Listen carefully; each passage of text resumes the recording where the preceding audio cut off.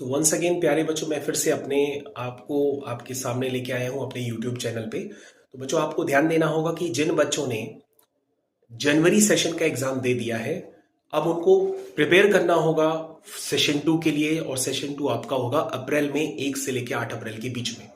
यानी जनवरी और अप्रैल के बीच में फरवरी और मार्च आए, यानी कि लगभग आपके पास ये 2 मंथ्स का पूरा गैप आपको मिल रहा है। अगर आपके सेशन 1 में थोड़ा सा भी आपको लग रहा है पेपर खराब हुआ है, तो आप सेशन 2 की प्रिपरेशन तुरंत स्टार्ट कर सकते हैं with the help of coaching institutes.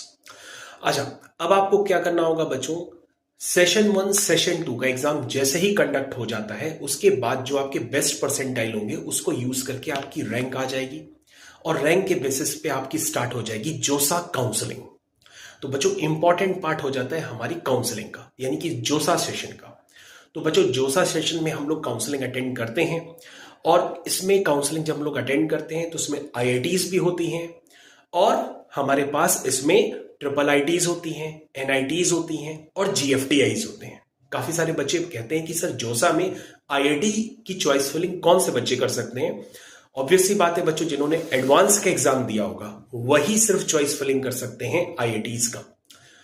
अच्छा, उसके बाद अदर बच्चे जिन्होंने जेईई मेंस एग्जाम क्वालिफाई किया हो या उनके कम परसेंटाइल हो, तो वो चॉइस फिलिंग किसकी कर सकते हैं, ट्रिपल आईटीज की, एनआईटीज की, जीएफटीआईज की। जीएफटीआईज क्या होते हैं, ये बच्चों गवर्नमेंट सेंट्रल फंडेड इंस्टीट्यूट्स होते हैं, ठीक है ना। ये भी काउंसलिंग में आपको मिलते हैं, जैसे बिट्स मिश्रा काफी फेमस है ना। बिट्स मिश्रा काफी फेमस कैंपस है। आपने तो बिट्स पिलानी का नाम सुना है, आज हमारे वीडियो पे सुन लीजिए कि बिट्स मिश्रा भी होता है जो आपको काउंसलिंग में मिलेगा। इसके अलग अलग कैंपस भी है, वो काफी अच्छा है।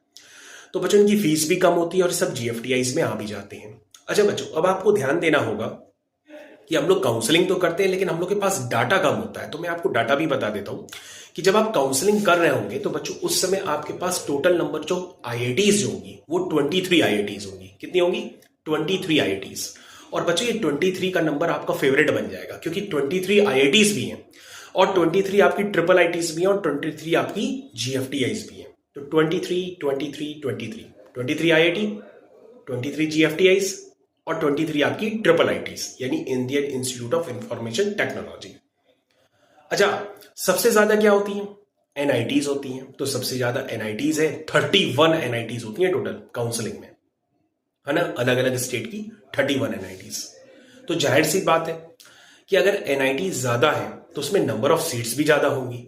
तो आपको पता होना चाहिए कि एनआईटीज में जो टोटल नंबर ऑफ सीट्स होती हैं वो अप्रोक्स 24,000 के आसपास होती है, जबकि आईआईटीज में 17,000 के आसपास होती है ना। और ट्रिपल आईटीज में 8,000